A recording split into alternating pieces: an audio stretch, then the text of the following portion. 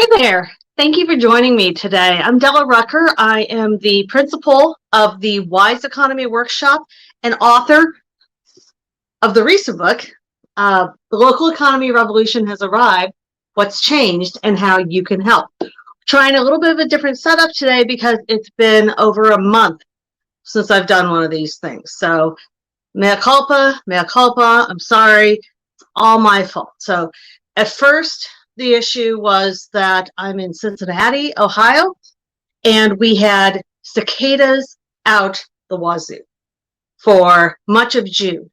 And if you didn't hear the news about the Brood X cicada takeover of much of the lower Midwest, we got to be ground zero. So it was a lot. And the weirdest thing, and the thing that I've lived through a couple of these, but the thing I had not anticipated was that the little craps were so loud that it sounded like you had a chainsaw going outside your window not 24 hours a day, but most of the day. How those stupid little things make that much noise is beyond me. So this is my office. I don't have a sound booth or, soundproofing or any of that stuff. I have a window that is my primary light source and it's kind of leaky. So it was loud. It was really loud. And so June, I kind of said, not so much. And then we get into July and I just had other things going on because it's that time of year, right? So I just hosted people in my house for the first time in a year and a half, something like that. And remembered what an absolutely crappy host I am because the house is never clean. And then you go into this mad rush to shove the junk in the rooms that you hope people won't look in and, that kind of thing.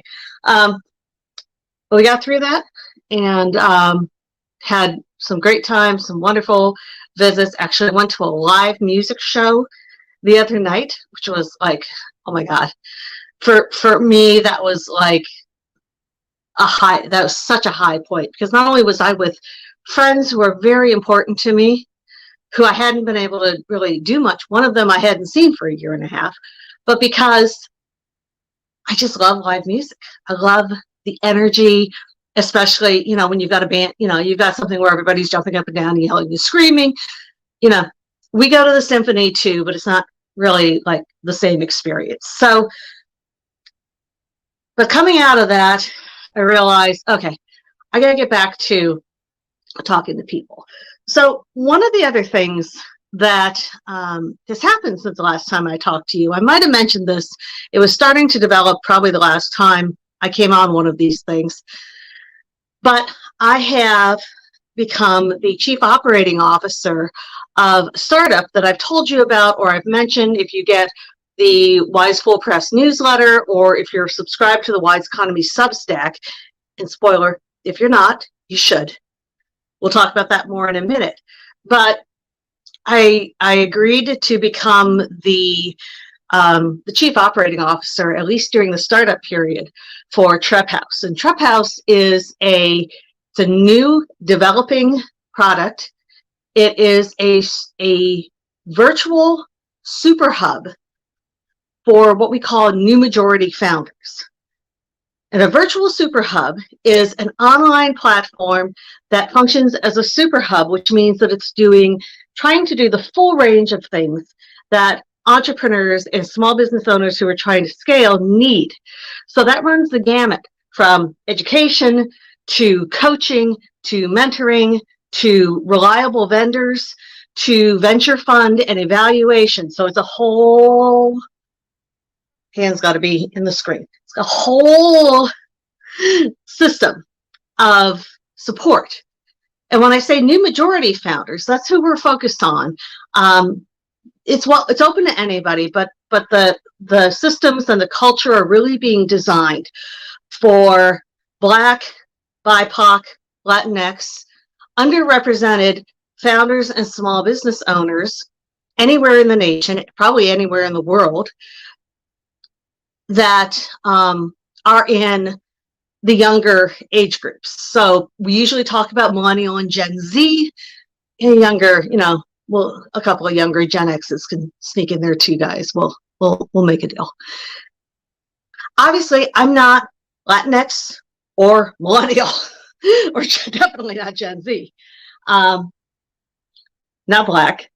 And so I kind of resisted playing that role. I'd been advising this group on the startup, and I love and buy into the vision, because to me, widening the range of who's able to participate in entrepreneurship in the startup world is so incredibly important. Just because for no other reason, I mean, there's moral reasons and stuff, but I am acutely aware of the fact that they come up with better ideas than I do very often, because they're seeing things and they're seeing opportunities in the world that I would never, a person like me, would never, ever, ever, ever find out if we didn't have the opportunity to work with these folks.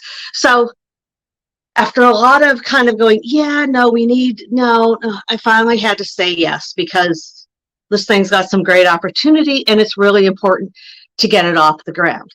So that's been consuming a lot of the last couple of months for me, which is a good problem to have. But I have to admit, I was not expecting to get back into helping to run a startup at this point in time. So that was not on the plan for 2021. And, what did Robert Burns say? The best laid plans on mice and men and, Della's gang after glay go wrong. So occasionally being an English major, once in a while there's a benefit. So that's been eating a lot of our time. I've posted the link to Trap House before, and there's a new website coming for Trap House. So I'm going to hold off on posting that now, but keep your eyes open for that coming soon. So I think you'll be hearing a lot more about Trap House in the near future. Another thing that happened recently, I've had a couple of things come out under the Accelerate Us umbrella. The full name of that being Accelerate Us Dispatches from the Front Lines of the Local Economy Revolution. But that's a whole lot of words, so I'd usually just say the short part. So I had a great interview with Dean Alanistiosis of Chicago on a really wide range of topics that have to do with what does the future of economic development look like, and what does the future of economic revitalization look like? What are the components that are in there that some of us who've been in the field for a long time might not think of? And so I had a great interview with him a couple of months ago. Just got that posted. So if you go to Del Rucker or Wise Economy YouTube, if you search either of those, you'll find this interview, and I think you'll really, really, really enjoy it. Really some eye-opening stuff going on. In addition to that, I put out the first issue, this was about a month ago, I put out the first issue of the Accelerate Us journal. So I've always wanted to do a journal, and doing a journal is it's a very rich experience, but it's also kind of hard to put together, because part of what I wanted to do with this journal was to have more than just my voice, and I've had other voices involved with my work before, but also to start including content that wasn't the written word.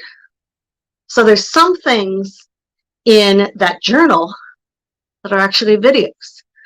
So that is a benefit. The journal, in addition to the weekly Wise Fool Telescope, which is my weekly review of sort of sleeper stories that are you would miss in the general press or even your professional press probably, but are incredibly insightful or point to something about the future of what our communities, our people, our buildings, our places, our physical communities, and our personal communities, our human communities, what they're likely to be like in this coming era. And so that was a joy for me to put together, to get that first journal put together. It's a lot of work. The journal and the weekly telescope are benefits of becoming a subscriber to the Wise Economy Substack. And if you want to learn more about that, which I might be biased, but I think you should, check that out at wiseeconomy.substack.com. I think if you're really interested in understanding and anticipating and thinking about the future of our communities, of people in our communities, of physical places, and of course there are two sides of the same coin, I think you would find that really insightful and really interesting. And it's super cheap, so you should do it. You really should do it. Third thing I wanted to say before I get into the reading today, I am toying with something, and I'm trying to figure out how to do it. And so I'm wondering if any of you bright folks who end up watching this video might have some good ideas. So this is what I've been thinking about. So obviously we're just all coming out of this massive pandemic experience, and Lord willing, we will stay out of that pandemic experience. The Delta variant stuff at this point is a little nerve-wracking. But what I've been realizing coming out of this, and people sort of feeling a little higher level of euphoria, is that especially when it comes to community development, economic development, urban planning, urbanism, all of this stuff, we tend to be very serious. So we come at all of this work with a very somber and a very serious and a very, kind of point of view. Very little humor, very little fun, very little enjoyment. And while those of us who are professionals in working with communities, we need the heavy stuff, we need the serious stuff. A big piece of what I wanted to do with reinvigorating my platforms was to help people who aren't AICPs and CXDs and have all these letters after their name or any of that kind of stuff, but just general folks who want to be part of making their community better. I wanted to have content for them. But what I'm realizing, what I think I'm starting to figure out, is that very often the kind of content and discussions that we're used to having who work in this space professionally are very serious, are very, very, very solemn, very, we're dealing with very important issues here kind of approaches. And so one of the things I've been chewing over the last couple of days is how we might be able to inject more fun into discussions of these big issues that are so important to our communities, and they should be treated seriously, but maybe not all the time. So I've been thinking about, for example, I did a session last December for the joint Ohio APA, the Ohio Planners Association, and the Ohio Economic Development Association. So they designed a one-day seminar. No, it wasn't one day, it was a couple of days, that put planners and economic developers together for the first time, and at least the first time in Ohio, and had a series of events kind of talking at the intersection between urban planning and economic development. And I got recruited to do a session that basically ended up being role playing. So we had urban planners who were pretending to be economic developers. We had economic developers who were pretending to be urban planners. And I was just kind of like the moderator. But it was a blast. It was so much fun. And it was fun because it was unpredictable and it was relatable. And it was just kind of, a lot of the things that the folks came up with to say were just dang funny. And there was still seriousness out of it. We were still able to get continuing education credits for it and all that ball wax. But it was fun. And maybe I'm old. Maybe I've just been around for too long. But the last thing I want to do is listen to another kind of panel, or listen to a bunch of talking heads who are being very serious and very, very, sort of monotone on these things. So I'm asking myself the question right now as I look at, I'm doing more and more speaking. How do we make it more fun? How do we get more entertainment? Not entertainment so much as just endorphins? How do we get more, if not humor, but at least happy into our discussions of these important issues? So I'm kind of playing with that. And I've come up with a few ideas that I'm looking forward, hopefully, to getting to trial at some conferences coming up. But I don't know, and it's just a little bit of a different level from me being on a stage, being serious but also goofy at the same time, which has always been my mode of speaking. So if you've ever seen me speak at a keynote, that's kind of what you get. You get mostly serious and a little bit of clowning.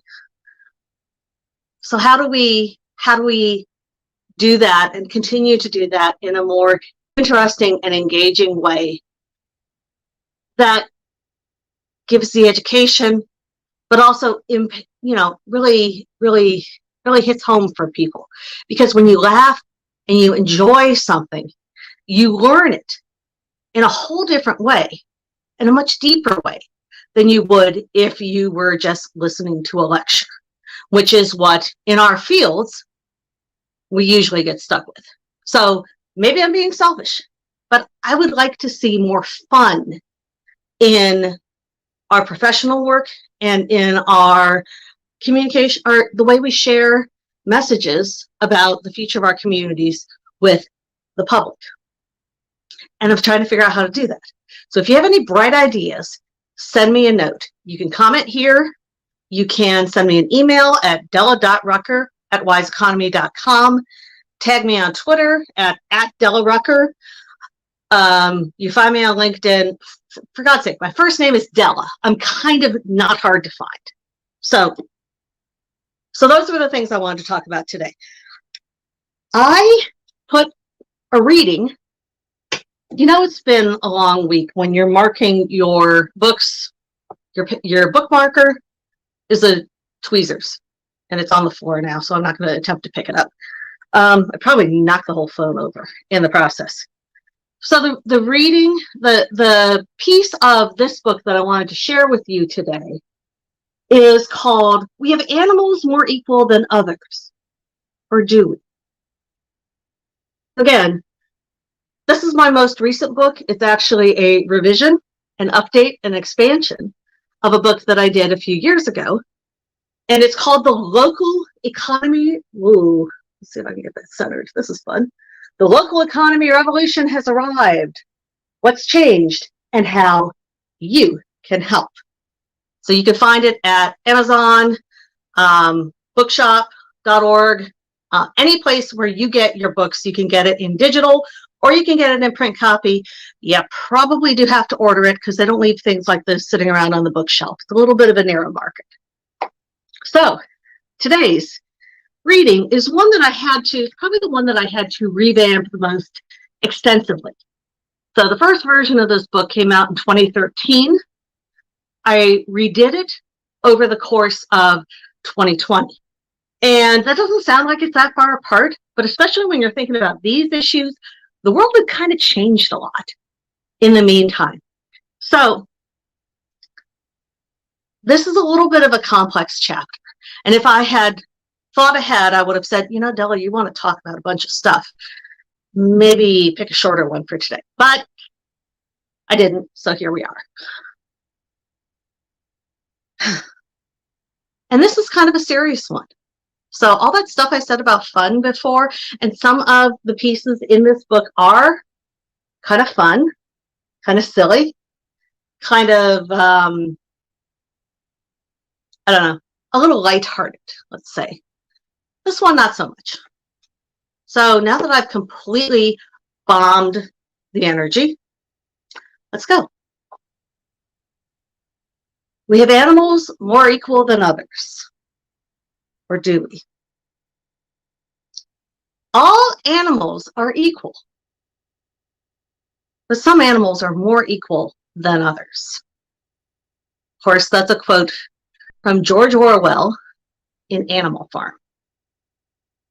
And that might be the most uncomfortable quote that people remember from high school English. I suspect you at least sort of recall the story. Barnyard animals attempting to create an egalitarian society end up with a pig-driven dictatorship. Paul Davidoff would not approve. As an aside, Paul Davidoff was really a creator of an advocacy-driven approach to urban planning in the 1960s. Barack Obama, among other people, learned to be a community organizer from within Paul Davidoff's sphere of influence. Democracy 101 is pretty adamant on this point. Everyone participates. Everyone has a stake. If you're going to bend over for anyone, meaning bend over backwards for anyone, that sounded really interesting. Hopefully that doesn't get me in trouble here. I'll try that again. If you're going to bend over backward for anyone, it had better be for those who have been historically not given the same advantages. The poor, the less educated, the minority. Everything is open. Every voice has weight. But we have a problem. We live in a world where the economic potential, economic growth, and long-term economic vibrancy of a community, really, its ability to stay alive, depends more and more on that place's supply of talented, creative, innovative people. From academics to local staffers, local economy discussions return over and over again to the same refrains. We aren't attracting enough talent. How do we get more talent? Where do we find more talent? How do we keep talent here? There's not a shortage of humans, but there is apparently a shortage of talent, which means that there's a shortage of that economic fuel for the new economy. There's a shortage of the stuff that will determine whether we can pay for what we need or not. We have a problem. Our democratic principles say that all people are important, but the economic developers and the pragmatists say that only some of us are keeping the rest of us afloat.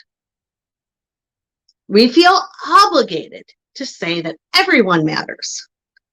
But the cold hard fact is that some people have more economic value than others, not just for themselves, but for communities and regions and nations.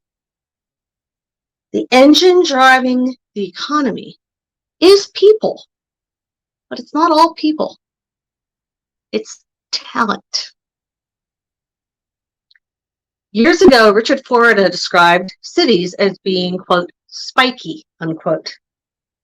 Places with talent attract more talent and have faster and stronger economic growth, while everyone else loses the talent they had and falls farther and farther behind. To those of you who have much, more will be given. To the rest of you, good luck. So I used to believe that. And when I wrote the first version of this book, I thought that that problem was a fact of the matter. I was wrong. So when the industrial era was just getting underway, The first generations to go to work in factories did not know how to be industrial workers. Pre-industrial farmers ordered their work by the sun and the seasons. Church bells might tell you when to do your religious obligations, but other than that, you went largely by natural signs and what felt right for that time of day. Pre-industrial farmers and craftsperson generally worked on their home property with their children underfoot. These children were learning the skills that they would use in their adulthood by watching their family members and by gradually taking on more and more challenging parts of that process. The first generations of industrial workers not only had to learn to tell time, and the giant clocks on old factories often testify to that new task, but they also had to learn to clock in and out at specific minutes, to take pre-scheduled breaks and meals, to travel to work at a distance from their homes, to live in cities independent of their families, to learn complex tasks in a short time period from a stranger, a trainer or a work supervisor, or even more radically later, from a written journal. Getting this body of new employees equipped to do all these new things took more than installing clocks and whistles. It required the creation of new housing types, new work roles, not to mention a complete overhaul of national systems of education so that all of those new employees could read the clocks and the manuals. Early on, before the public parts of those systems all got into place, individual businesses had to help their employees learn new skills. Otherwise, they would have had very, very few employees capable of doing that job. Even though 19th century companies had notoriously little regard for the health of their employees, and certainly did only the bare minimum necessary to get the results that they wanted, businesses built housing, held classes, ran trolleys, and more for a very simple reason. Unless they made those investments, they could not get the employees they needed. Many businesses and employees have made strides since 2013 in opening their employment to people that they would have treated as non-talent in the past. In tight labor markets and high demand industries, companies will increasingly pay the right person for training, teach the diverse teams, teach the high-level soft skills necessary for working together in diverse teams, solicit and publish confidential feedback on the degree to which the organization supports diversity, etc. And on the public side, workforce development has become a specialization within economic development-related work, focusing on job preparedness ranging from adults to middle school. But despite this, job tenure drops and job satisfaction stagnates across a wide variety of measures, even during recessions. What gives? Post-2013, I led a team that developed a plan for a power plant, which is a community-driven, diversity-powered innovation center. And this was in a Midwestern city. One of the community leaders, plural, primary motivations in supporting this work was to increase their talent supply. They had tried recruiting, which hadn't generated much, And now the call was to help the city's residents, especially its growing numbers of young, non-white residents, to become long-term employees of the company's businesses. In preparing the strategy, I interviewed an HR manager for the city's biggest and oldest employer. We talked for about 10 minutes about how important innovation was to this company, how central innovation was to their business plan. So encouraged, I started to explore the ways that the proposed power plant could support their goals. The training, the unique experiences, all the ways that we could accelerate innovation inside and outside this company. To which she responded, "Oh, we can't have them take work time to do training and innovation. Who would run the production lines?"